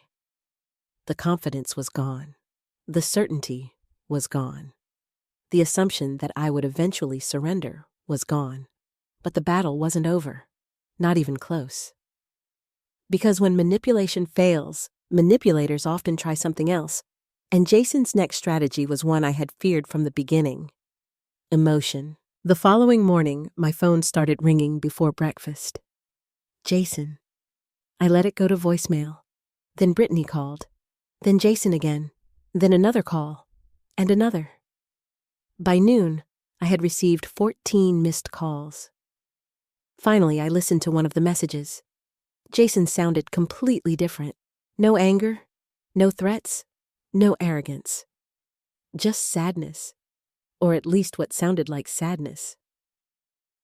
"Mom, please call me." A long pause followed. "We need to talk." His voice cracked slightly. "You're tearing this family apart." I closed the voicemail. The words stayed with me. "You're tearing this family apart." Not I hurt you. Not I crossed boundaries. Not I made mistakes. Instead, the responsibility somehow belonged to me. That realization told me everything I needed to know. Later that afternoon, Jason appeared at the house again. This time, he came alone. I watched him through the front window. He looked exhausted, older, defeated. For a brief moment, my heart softened. Because despite everything, he was still my son. Still the boy I had raised. Still the child I once would have protected from anything. But love doesn't erase reality. And reality was standing in my driveway. I opened the door, but remained inside. "What do you want, Jason?" He looked at me, really looked at me. For several seconds, neither of us spoke. Then he sighed. "Can we talk?" I considered it. Finally, I nodded. We sat at opposite ends of the dining room table. The same table where so many family memories had been created. Now it felt like a negotiation room. Jason rubbed his face. "You don't understand what you've done." I almost smiled. Not because it was funny, because it was predictable. "What have I done? You broke this family." There it was again. The blame, the reversal, the attempt to transform the victim into the villain. I remained calm. "No." Jason leaned forward. Emma is devastated." The mention of my granddaughter hurt. He knew it would. That was why he used it. I took a slow breath. "Emma loves me. She's confused." "No." I looked directly at him. "She's being confused." The distinction mattered. Jason looked away. For several moments, neither of us spoke. Then he changed tactics. "I was trying to help." I almost laughed. The sentence sounded absurd now. After everything. After the paperwork.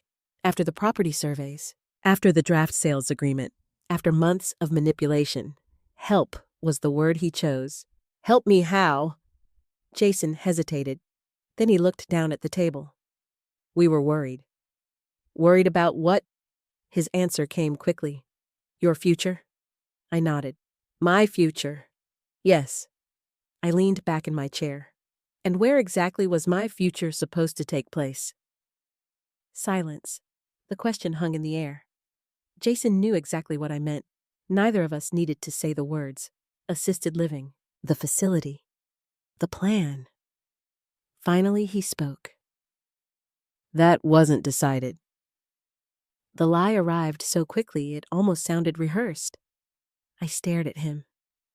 Then I repeated something Emma had told me. Daddy said when you move, I can have your room. Jason's face changed immediately. For the first time, genuine panic appeared. Not because I was wrong, because I was right, and he knew it.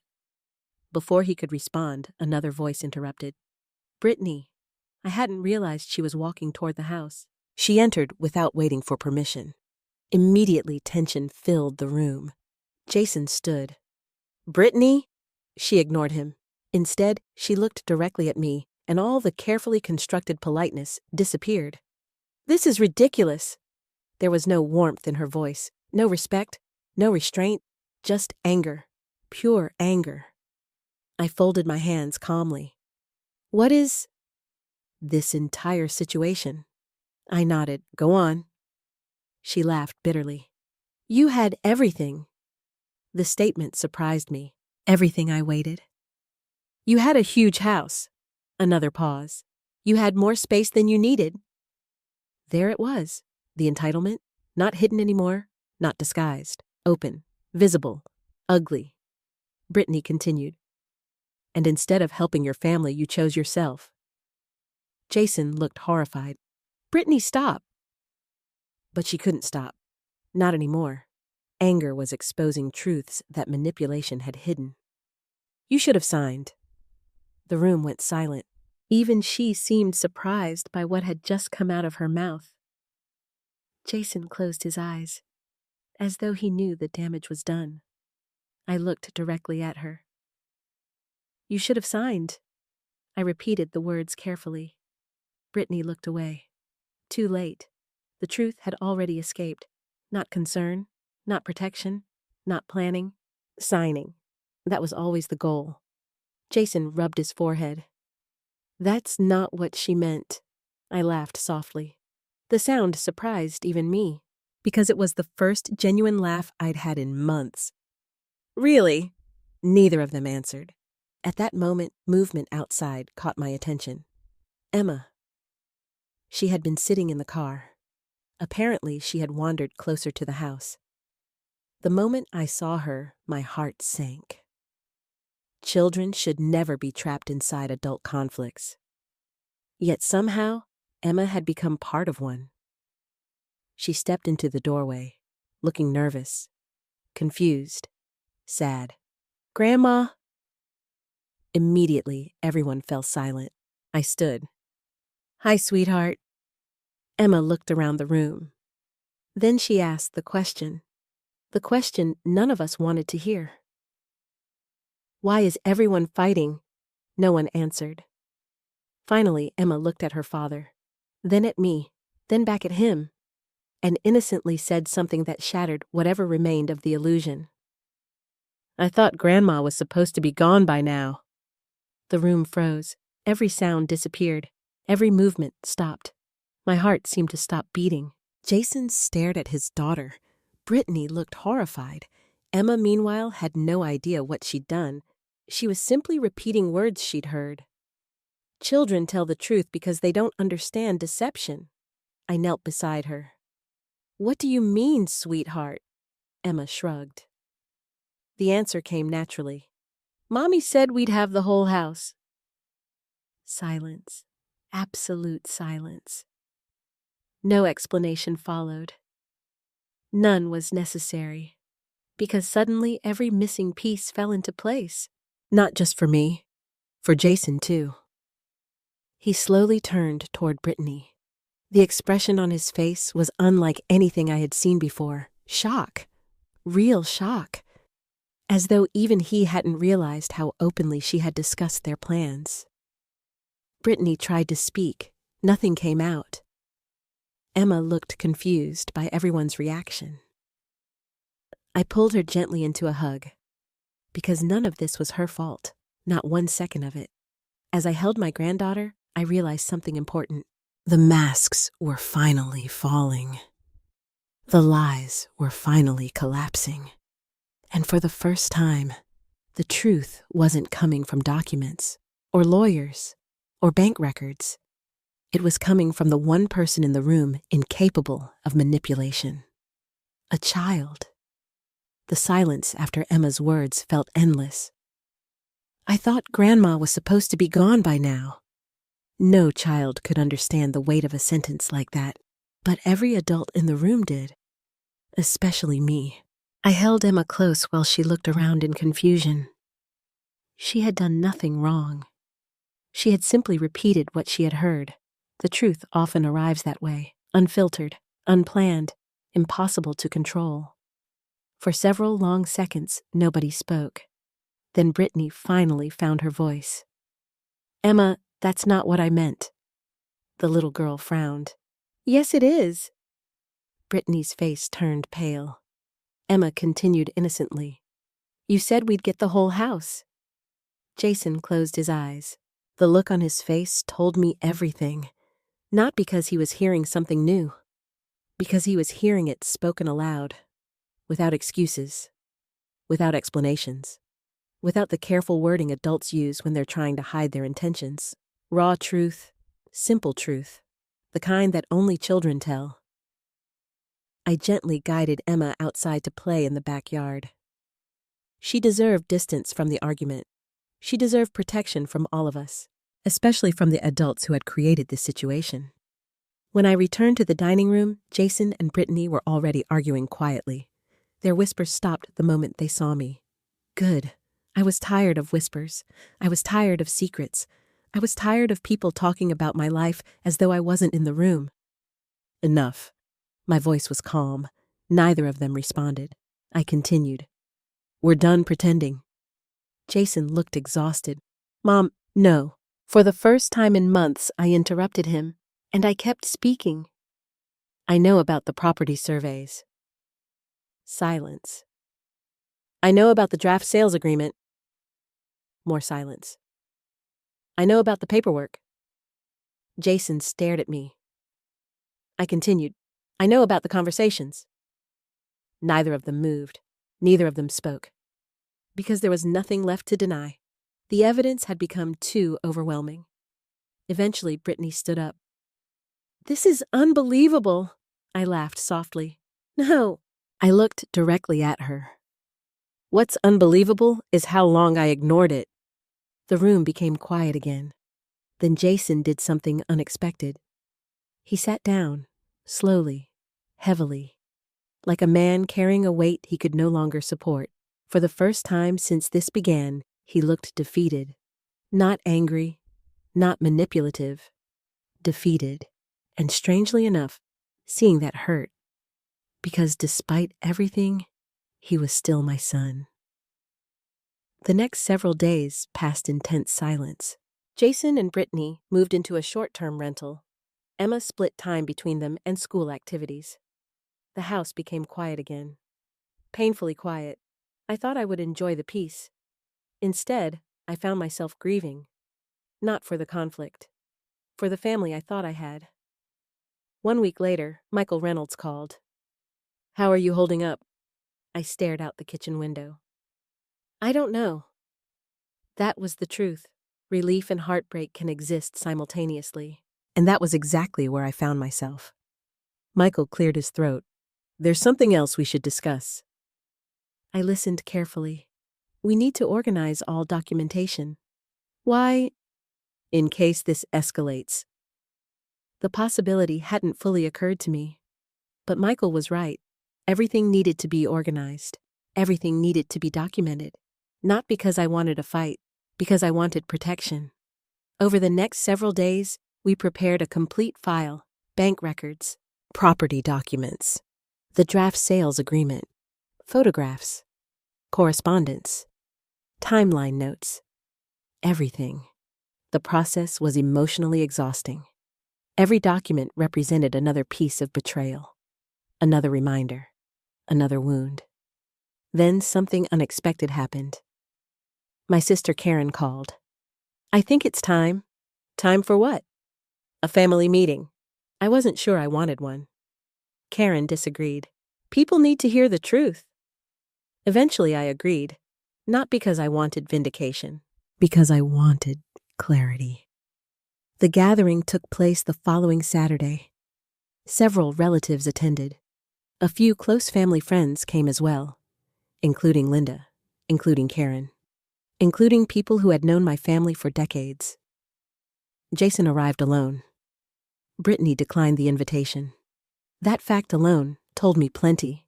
The atmosphere was tense from the beginning. Everyone knew something serious had happened. Few knew the details. Jason sat quietly near the back of the room, avoiding eye contact, avoiding conversation, avoiding responsibility. Finally, Karen stood.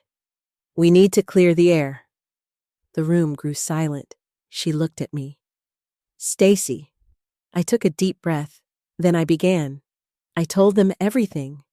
The move into the house, the gradual changes, the attempts to control paperwork, the attorney meeting, the bank inquiry, the property surveys, the draft agreement, the conversations, Emma's accidental revelation. Everything. No exaggeration, no drama, just facts.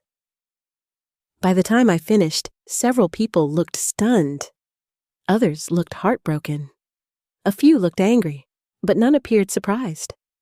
That realization bothered me. Afterward, Linda spoke. Then Karen. Then others. One by one, stories emerged. Small stories, seemingly insignificant stories. But together, they created a pattern. Susan described Jason telling neighbors the house would eventually become his. A cousin recalled Jason discussing property values repeatedly. A family friend remembered Brittany referring to the house as theirs. Then Karen shared something I had never heard before. The room became silent as she spoke. "About 8 months ago, Jason called me." I turned toward her. She continued. "He wanted to borrow money." Jason immediately looked down. The shame on his face was obvious. Karen continued. "He said he was trying to solve a financial problem." Nobody interrupted. Then he told me something strange. My heart began racing. "What?" Karen looked directly at me. "He said it wouldn't matter much longer because eventually he'd have access to your house." The room fell silent, completely silent. I felt physically sick. Because suddenly, another piece of the puzzle snapped into place. Debt, pressure, financial problems. Maybe greed wasn't the entire story. Maybe desperation had fueled it too. That didn't excuse anything, but it explained something. For the first time, I looked at Jason differently. Not as a villain, not as a victim. As a man who had made terrible choices, very terrible choices. Eventually, all eyes turned toward him. The room waited. For a long moment, Jason said nothing. Then he stood, slowly. His face looked older than I remembered. Tired, worn down, broken. He looked around the room, at family, at friends, at people who had spent years believing the best about him. Then, he looked at me. For several seconds, we simply stared at each other. Finally, he spoke. Not loudly, not dramatically, quietly. "I messed up." The words shocked everyone, including me. Jason swallowed hard, then continued. "I kept telling myself I was helping." His voice trembled. "I kept telling myself I had good reasons." Nobody interrupted. Nobody moved. Then came the sentence that mattered. "But the truth is, I wanted the house." A few people lowered their heads. Others closed their eyes. The confession hurt more than I expected, because hearing the truth is often worse than suspecting it. Jason looked at me, his eyes filled with tears. Real tears. Not performance, not manipulation. Pain, shame, regret. The emotions were obvious, but regret doesn't erase damage, and apologies don't rebuild trust overnight. The room understood that. So did Jason, and so did I. Jason's confession changed the atmosphere in the room. Not because it fixed anything. It didn't. Trust doesn't magically return because someone finally tells the truth. Pain doesn't disappear because an apology is offered. And consequences don't vanish because regret arrives late. But the confession did something important. It ended the lies. For the first time in months, nobody was pretending anymore. Not me, not Jason, not anyone. After the family gathering ended, people slowly drifted toward the door. Some hugged me. Some apologized for not seeing what had been happening sooner. Others simply squeezed my hand. The support meant more than I could express. But when the last guest finally left, I felt exhausted, emotionally, mentally, physically. I sat alone in the living room, staring at Robert's photograph above the fireplace. The house was quiet again. The way it had been before Jason moved in. The way it had been after Robert died. A strange mixture of peace and loneliness settled around me. Then the doorbell rang. I already knew who it was. Jason. I considered ignoring it. Part of me wanted to, but another part knew this conversation had been coming for a long time. I opened the door. He stood there alone. No Brittany, no Emma, just Jason.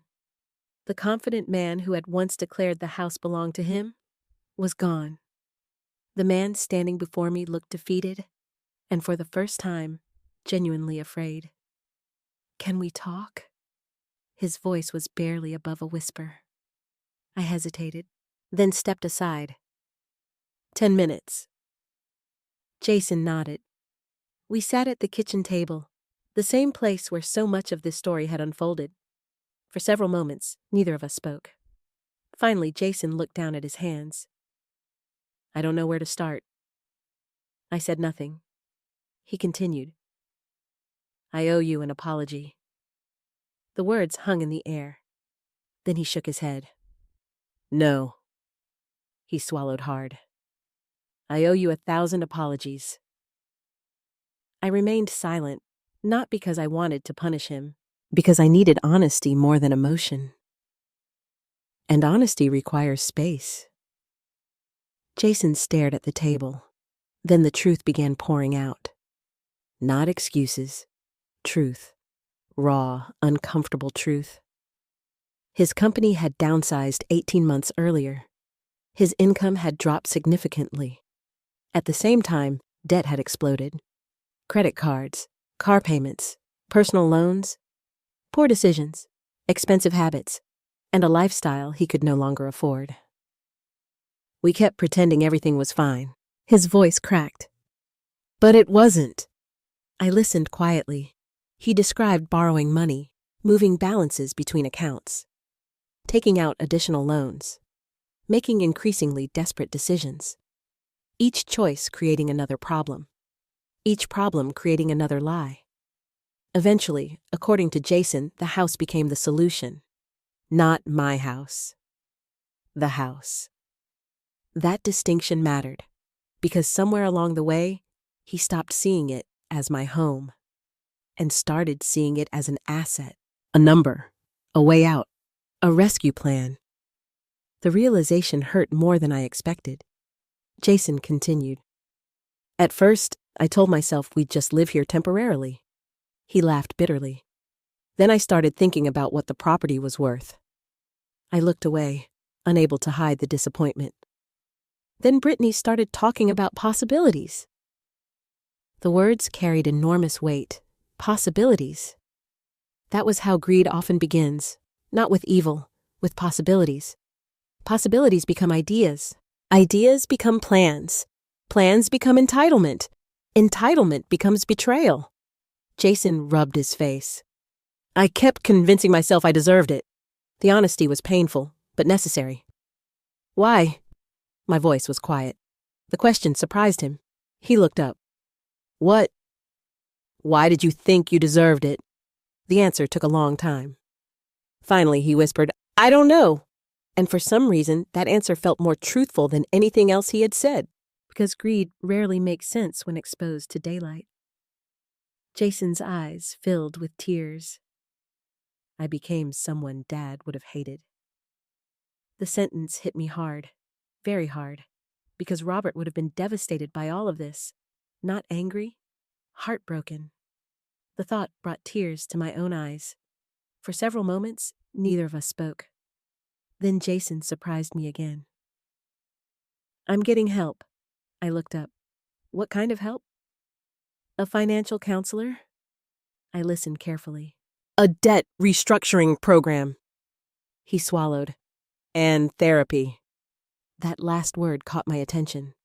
Jason saw my reaction. "I need it." The admission sounded genuine. "I've been lying to myself for a long time." Silence settled between us again. Not uncomfortable silence. Just honesty. Eventually, Jason looked at me. The expression on his face reminded me of the little boy he once was. Lost, ashamed, scared. "Can you forgive me?" The question hung in the air. I thought about everything that had happened. The manipulation, the lies, the paperwork, the conversations, the assumptions, the attempt to take my home. The answer wasn't simple. So I gave him the truth. "Not yet." Jason nodded slowly, as though he expected that response. "I understand. I love you." The words surprised both of us, because despite everything, they were still true. "I will always love you." Tears rolled down his face. "But love and trust aren't the same thing." He nodded. "I know." "No." I looked directly at him. "You know now." The distinction mattered, because knowledge gained through consequences is different from knowledge gained through wisdom. Jason lowered his eyes. I continued. "If you want a relationship with me, things have to change." "I'm willing." His answer came immediately. "Good, because I wasn't finished." "No financial discussions." He nodded. "No pressure." Another nod. "No assumptions about my property." "Agreed." I took a deep breath. "And no entering this house unless you're invited." That one hurt him. I could see it. But he still nodded. "Okay?" The next condition mattered most. "You need to earn trust." Jason looked at me. "I will." The sincerity felt real. Whether it would last remained to be seen. Then I shared something he didn't expect. "I updated my estate plan." His expression immediately changed. Not greed, fear, probably because he assumed the worst. "I didn't remove you." Relief flooded his face. But things changed. He waited. I smiled softly. "I created protections." Jason nodded. He didn't ask for details. For the first time, he seemed to understand that he wasn't entitled to them. That alone represented progress. When he finally stood to leave, the atmosphere felt different, not healed.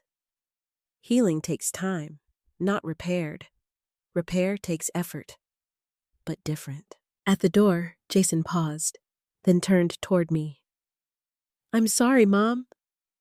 The words sounded real, maybe for the first time. I believed he meant them, but believing an apology and trusting a person are not the same thing. That lesson had cost me dearly.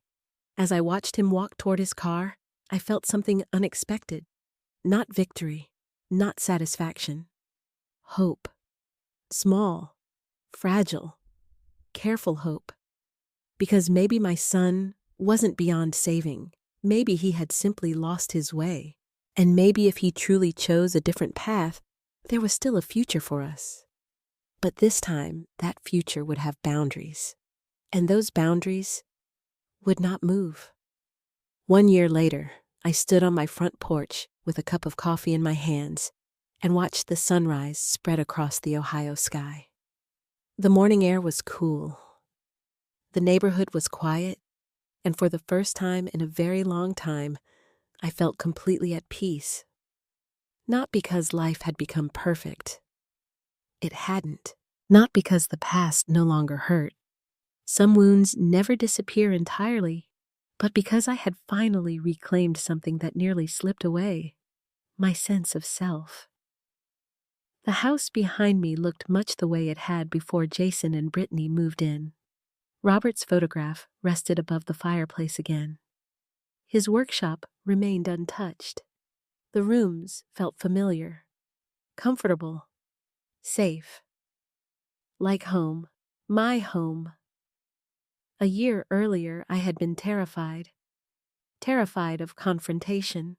Terrified of losing my family. Terrified of standing up for myself. Now, as I looked back on everything that had happened, I realized something important. The fear had never been the real problem. The real problem was believing that keeping the peace required sacrificing my dignity. It doesn't, and it never should. I took a sip of coffee and smiled as I heard laughter coming from the driveway. Emma. She was visiting for the weekend. At 10 years old, she had somehow become even more wonderful than before. She jumped out of Karen's car carrying a backpack almost as large as she was. The moment she saw me, she ran across the lawn. "Grandma!" I opened my arms. She crashed into them seconds later. The hug nearly knocked me backward, and I wouldn't have changed a thing. "Good morning, sweetheart." She grinned. "I brought cookies." I laughed. "That's a very serious announcement." "It should be." The two of us walked inside together. Moments like that reminded me why I had fought so hard. Not for property, not for money, not for a building, for the right to live my life with honesty and self-respect, for the right to maintain healthy relationships instead of manipulated ones, for the right to be treated as a person instead of an obstacle. Emma disappeared into the kitchen. I glanced out the window. Another car was pulling into the driveway. Jason. A year earlier, seeing his vehicle would have filled me with anxiety. Now it simply filled me with caution and hope. Careful hope. The kind that develops slowly after trust has been broken. Jason stepped out of the car, carrying a small bag. His appearance had changed noticeably, not physically, emotionally. The arrogance was gone. The entitlement was gone. Life had humbled him. Counseling had helped him. Responsibility had changed him. Most importantly, consequences had changed him. When he reached the porch, he paused before knocking. Even now, even after a year. He respected the boundary. The simple act meant more than he probably realized. I opened the door. "Morning." "Morning, Mom." His smile was small but genuine. No assumptions, no demands, just respect. The way it should have been all along. Over the previous year, Jason had worked hard. Harder than I ever expected. He met regularly with a financial counselor. He sold one of the vehicles he couldn't afford. He entered a debt repayment program. He attended therapy. And perhaps, most importantly, he stopped blaming everyone else for his problems. That last change mattered more than any of the others. Because true growth begins when excuses end. The process wasn't easy. There were setbacks, difficult conversations, awkward moments, days when trust felt impossible. But little by little, progress appeared. Not dramatic progress, real progress, the kind built slowly through actions instead of words. Brittany's story had unfolded differently. Shortly after the confrontation, she and Jason separated for several months. The pressure of financial problems and exposed secrets had damaged their marriage significantly. Eventually, they began counseling as well. Whether they would remain together permanently was still uncertain. But one thing was clear. Neither of them viewed my house as a solution anymore. That chapter had ended permanently. A few months after everything happened, I made another important decision. One that surprised almost everyone, including Jason. I established an educational trust for Emma. Not an inheritance, not a shortcut, not a reward for anyone else's behavior.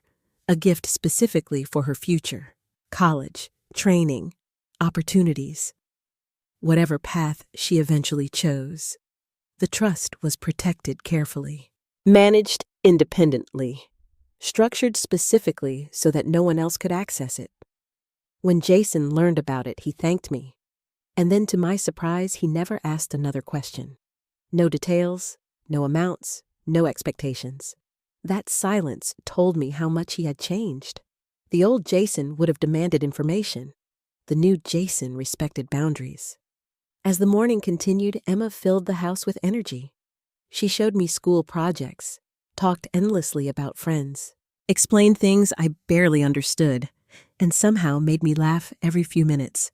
Watching her reminded me that families are complicated. People make mistakes, sometimes terrible mistakes, sometimes unforgivable ones, but they are still people, and people can change. Not always, not everyone, but some. The key difference is whether they choose responsibility over excuses. Jason finally did.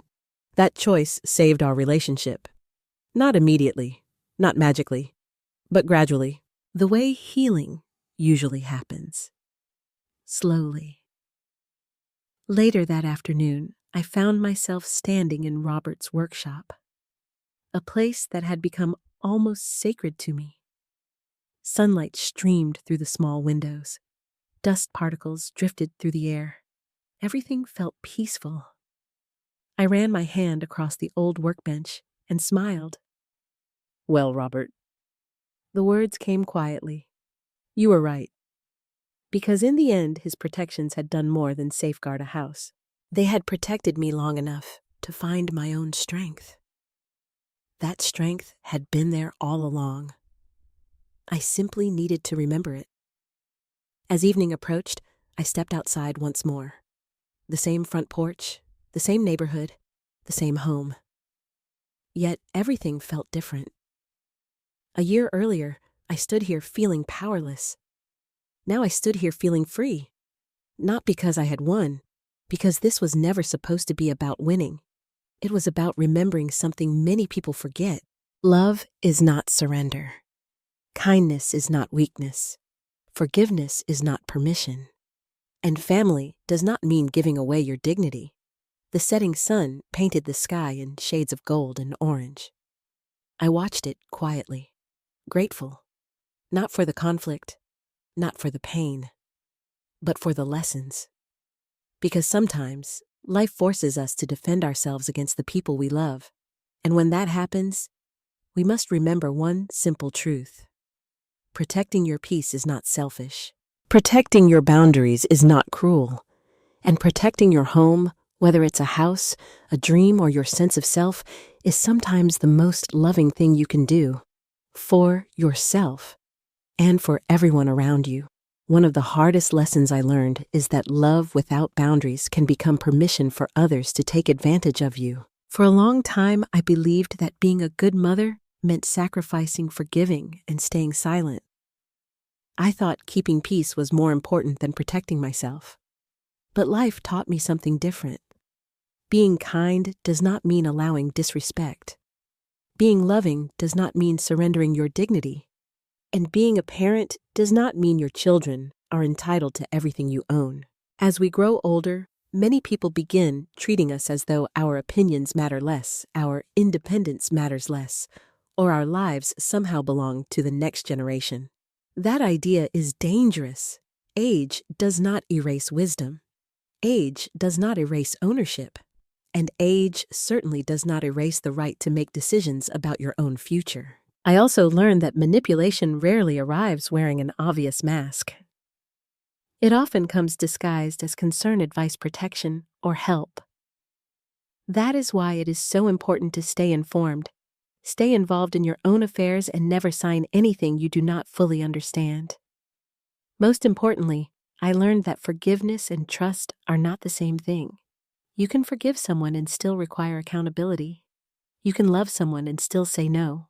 You can leave the door open for reconciliation while keeping healthy boundaries firmly in place. In the end, I did not lose my family. I lost an illusion.